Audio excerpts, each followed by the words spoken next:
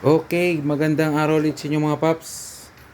At may dinala naman sa atin na tropa na motor. Nakabili rin siya ng second hand na Koso Evo na 30mm. Ang problema, nakuha ko na yung minor, tapos sumahagok siya. So nagtry kami ng iba't ibang needle, hindi pa rin. Kinuha ko yung stock needle ko dun sa motor ko, ayaw pa rin. So nung binungkal ko yung ilalim ng carb, ang nangyari doon, kinahoy yung pyesa ng carb. Atomizer kinuha. So yung FYI lang pala sa mga hindi nakakaalam, ang atomizer ng Koso Evo mahirap hanapin, mahaba kasi siya.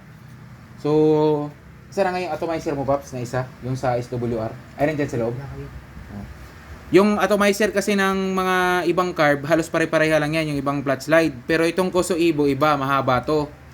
Tapos, ang problema, hindi na umaabot yung gas dun sa puwit ng atomizer o dun sa main jet. Kaya pagka nirev mo siya, pag minor okay siya. Pag nirev mo siya, umahagok siya. So, ginawan ko na lang ng paraan yung carb na to. Kumbaga, sinubukan na namin ni Paps. Nagtabas ako ng pyesa. Ito yung tinabas ko na pyesa. Alam naman ng kita ni Paps yan. Ito yung atomizer ng SWR. Ang atomizer ng Koso Evo, mahaba siya ng ganyan. Ganyan kahaba. So, nangyayari nun, dun sa puwit ng dito sa baso-baso, hindi na siya nasasausaw dun sa gas dahil itong level ng carb na to, parang nakaganon siya. So, pag nakaganyan siya,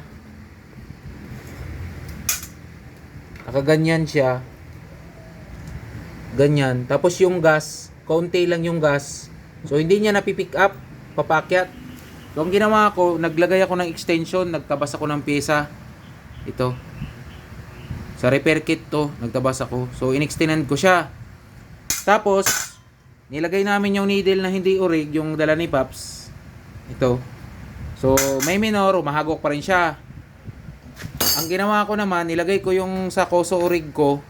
Ito na siya ngayon. Paki-start daw, Paps.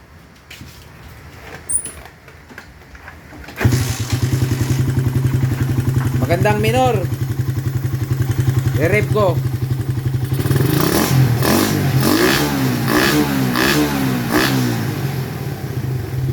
Wala nang problema. Ang problema ni Paps, dahil nga okay yung carb niya kasi diniskartehan ko ng atomizer, pero yung needle kong nakalagay dito. Oh, needle na lang ang problema namin ni Paps kasi nagawa na namin ng paraan yung ilalim. Needle na lang. So, yun lang naman. Hindi pa namin alam anong gagawin namin, pero basta gagawa namin to ng paraan ngayon para magamit na yung Koso Evo ni Paps.